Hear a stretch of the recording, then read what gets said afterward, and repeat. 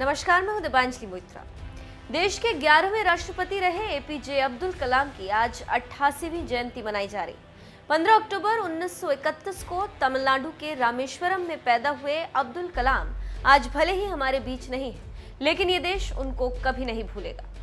एक वैज्ञानिक, एक राष्ट्रपति, एक टीचर, भूमिका कोई भी हो, अब्दुल कलाम हर भूमिका में जिस तरह से खरे उतरे, ये अपने आप में एक मिसाल है। देश के सर्वोच्च पद तक पहुंचने वाले अब्दुल कलाम को सादगी भरा जीवन ही पसंद था। वो भले ही राष्ट्रपति जैसे ऊंचे पद पर रहे हों, लेकिन वो संपत्ति से संपन्न नहीं थे, बल्कि ज्ञान और लोगों से मिले सम्मान से संपन्न थे। 27 जुलाई साल 2015 को दुनिया को अलविदा कहने वाले राष्ट्रपति अब्दुल कलाम संपत्ति के नाम पर ऐसी चीजें छोड़कर गए हैं जो साधारण जीवन जीने वाले कलाम के असाधारण व्यक्तित्व से परिचय कराता है।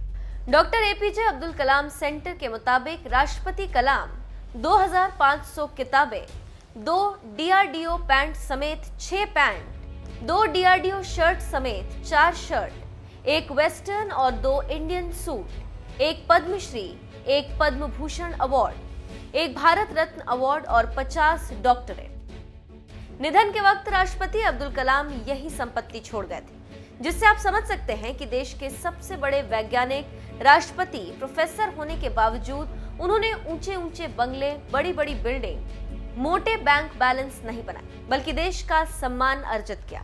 यही उनकी सबसे बड़ी संपत्ति है। ऐसे महान शख्सियत को उनकी जयंती के मौके पर पीएम मोदी ने नमन करते हुए लिखा, डॉक्टर कलाम को उनकी जयंती पर नमन, चाहे वो एक वैज्ञानिक के रूप में हो या फिर राष्ट्रपति के रूप में। देश के विकास में उनके योगदान को भारत कभी नहीं भूल सकता।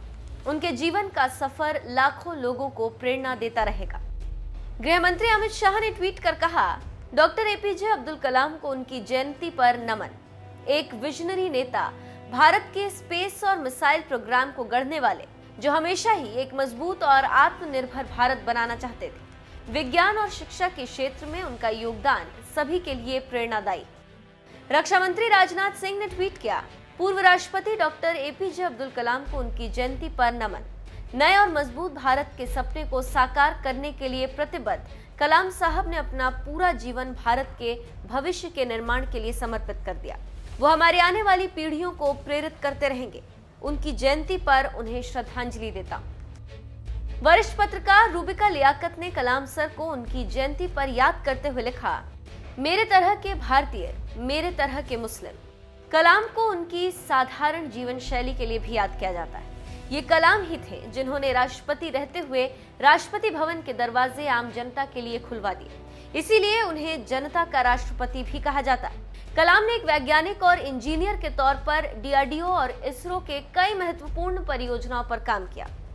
27 जुलाई 2015 को शिलांग में जब दिल का दौरा पड़ने से उनका निधन हुआ, वो उस वक्त छात्रों को लेक्चर दे रहे थे। ये देश उनके योगदान को हमेशा याद रखेगा और हमें हार नहीं माननी चाहिए। हमें समस्याओं को खुद को हराने नहीं देना चाहिए, जैसी उनकी कही बातों से प्रेरणा लेता रहेगा।